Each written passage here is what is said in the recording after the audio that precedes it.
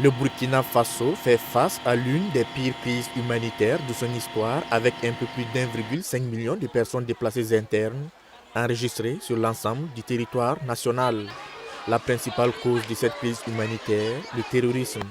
Ces Burkinabés qui ont fui les violences des groupes armés terroristes abandonnant tout se retrouvent dans des besoins humanitaires urgents, notamment en abri, en assistance alimentaire et sanitaire.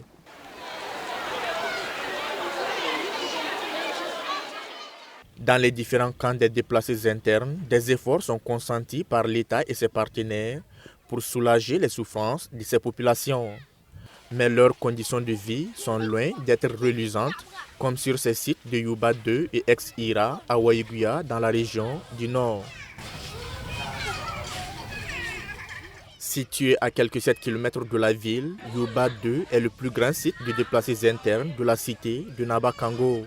Il a accueilli ses premiers pensionnaires en septembre 2021.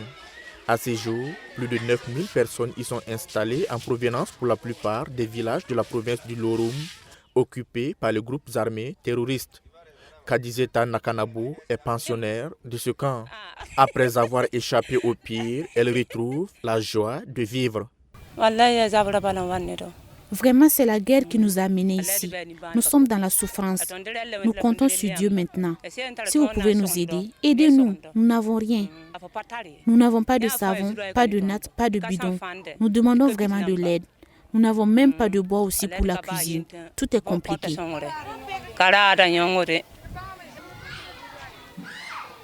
Sur ce site, des tentes à perte de vue. Nous sommes dans un autre monde, celui de ceux qui ont subi les affres du terrorisme. L'ambiance est tout autre, c'est le calme. Pas de vrombissement d'engins, pas de musique. Seuls les cris d'enfants viennent rompre le silence, donner signe de vie dans un calme inhabituel pour les citadins.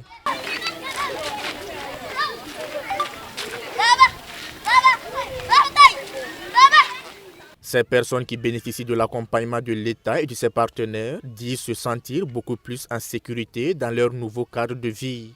Mais les grandes équations à résoudre restent l'accès à l'eau potable et la question alimentaire. Seul ce château d'eau alimente tout le site. Ici, la manne bleue vaut de l'or.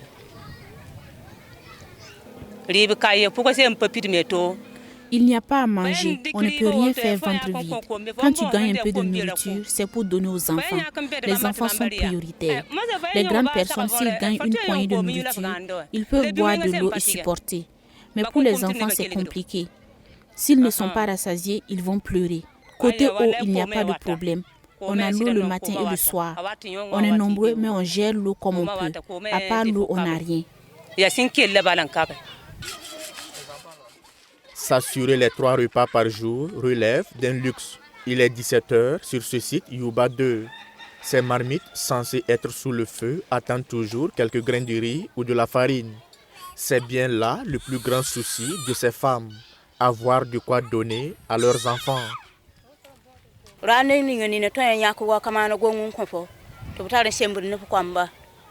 Parfois, certaines personnes te donnent un plat de maïs.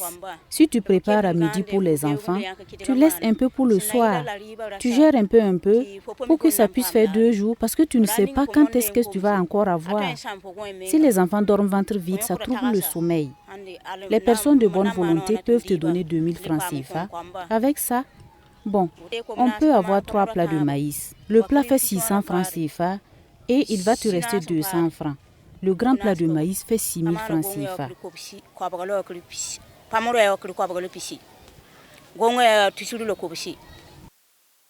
Installées dans une zone aride et désertique, ces populations qui ont abandonné champs, récoltes et bétail se retrouvent désormais désœuvrées. Mais sur ce site, le maître mot reste solidarité. Une solidarité qui permet à cette vieille de bénéficier d'un peu de farine de ses voisines pour sa cuisine.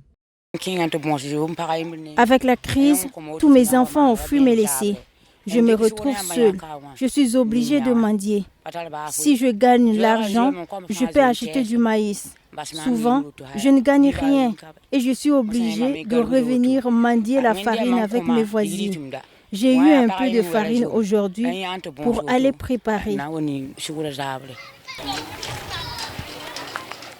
Logées dans ces tentes de fortune, ces populations ne sont pas à l'abri des inondations pendant la saison pluvieuse. Ces pensionnaires du site Youba 2 gardent encore les souvenirs douloureux du jeudi 16 juin 2022. Une partie du site a été envahie par des eaux de pluie et des tentes portent toujours les séquelles de cette inondation.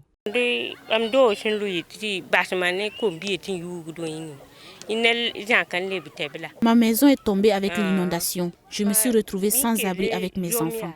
Le peu de vivres que j'avais, l'eau a tout gâté. Pendant l'inondation, on a négocié dormir chez les voisins. Quand la pluie se prépare, c'est la peur. Que ce soit le matin, à midi ou le soir, en cas de pluie, on a peur.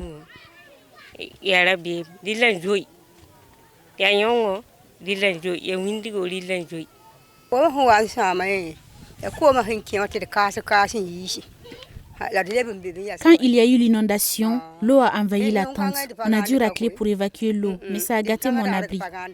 Cette nuit-là, nous n'avons pas dormi dedans. C'est le lendemain, nous sommes revenus arranger la tente. Nous avons dormi chez les voisins. Nous avons toujours peur, mais on va faire comment? Ce sont les attaques terroristes qui nous ont amenés ici. Comme les autorités nous ont accueillis ici, on prie Dieu qu'elles continuent de nous aider. Voilà ce qui reste de la tente qui servait d'abri à Rasmane Soro. L'eau a tout détruit sur son passage. La place qu'il occupait s'est transformée en lieu de culte et une partie en boutique de fortune. C'est la cour comme ça. C'est la pluie qui a inondé la maison et l'eau a détérioré toute nourriture en stock dans cette maison. Les bois qui nous servent de source d'énergie pour les cuissons sont tout humides. Pourtant, on les avait mis à l'abri de la pluie. Mais hélas.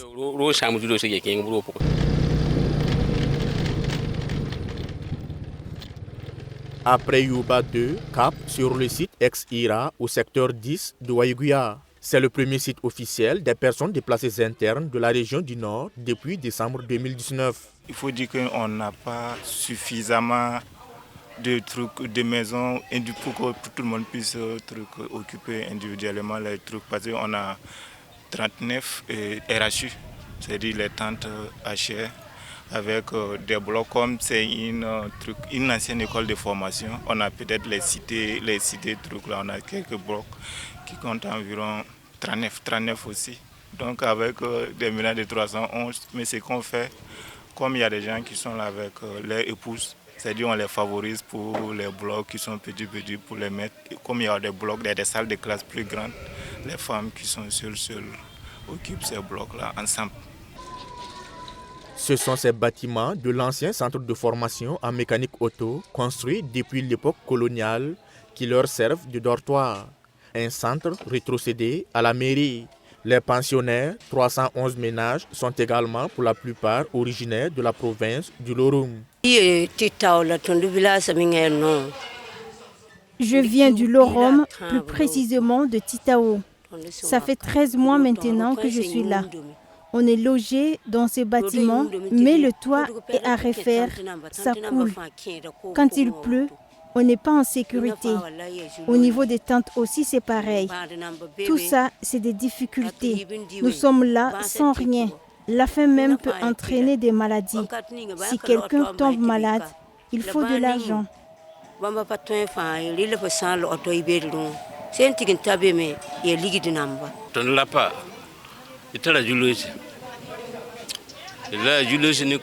Nous les hommes, on a des problèmes.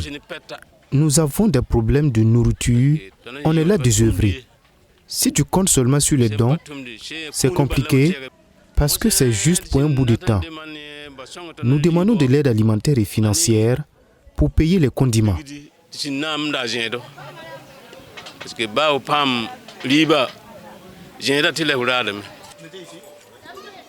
Tout comme à Youba 2, le quotidien de ces populations reste le même. Pas de travail, pas de terre cultivable.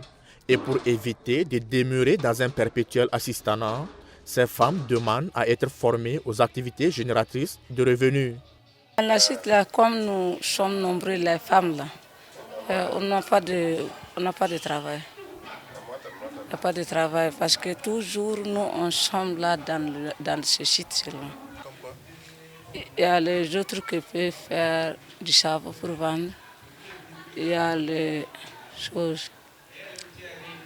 Il y a le charbon, il y a les autres qui peuvent tresser la tête, il y a les autres qui peuvent faire tailleur.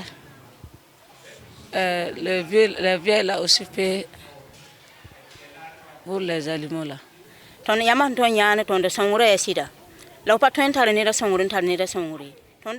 L'aide là, c'est bon. Mais on ne peut pas aider quelqu'un tout le temps. Nous voulons apprendre quelque chose pour nous débrouiller nous-mêmes. Si on gagne un petit travail, on peut subvenir à nos petits besoins parce qu'on ne sait pas quand est-ce que nous allons retourner chez nous.